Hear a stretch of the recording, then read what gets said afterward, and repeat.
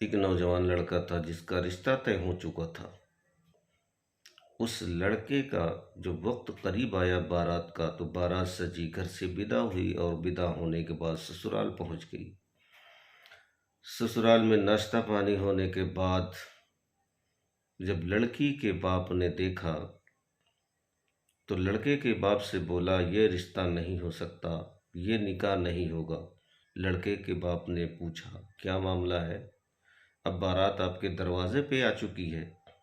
अब इनकार की वजह मेरी समझ से बाहर है। क्या आप मुझे बता सकते हैं? क्या मैं जानने के लायक हूँ? लड़के के बाप ने कहा, जो लड़का मैंने देख कर आया था वो लड़का ये नहीं है। तो लड़के के बाप ने कहा, मोहतरम, जो लड़का आप देख कर आए थे ये वही लड़का है। तो लड़की के बाप ने बार बार इसरार किया कि ये वो नहीं है जो मैं देख के आया था। लड़के के बाप को बहुत हैरानी हुई कि जो लड़का आप देख कर आए थे बारात में वही लड़का आया है।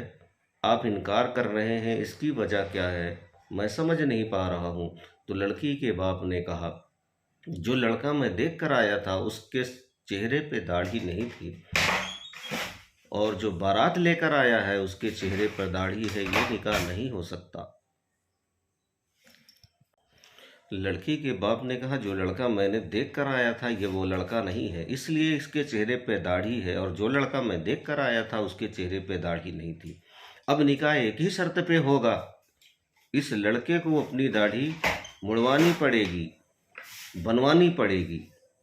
अब लड़के का बाप हैरान परेशान होकर बोला अपने बेटे से, ए बेटे, ऐसा ऐसा मामला है, अब मेरी इज्जत का सवाल है और ये निकाह होने नहीं देंगे, और तेरा निकाह होगा नहीं, बारात वापस जाएगी।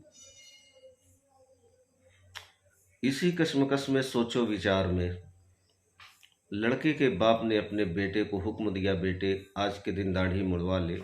लड़का बोला, मैं दाढ़ी नहीं मुड़वाऊंगा, चाहे मेरी शादी हो या ना हो, मैं दाढ़ी नहीं मुड़वाऊंगा। लड़के के बाप ने कहा कि इज्जत का सवाल है बेटे, समाज में मेरी इज्जत है। तो फिर एक शर्त रखी लड़के के बाप ने कि अगर तू दाढ़ी नहीं मुड़वाएगा, अगर ये रिश्ता नहीं हुआ, तो तू या तो ये दाढ़ी के साथ रह ले या मेरे साथ रह ले। उस लड़के ने कहा, मुझे सोचने का थोड़ा मौका दीजिए। कुछ देर सोचने के बाद लड़के ने अपने सर से सेहरा उठाकर कचरे के डब्बे में डाला और कहा, ए मेरे वालिद,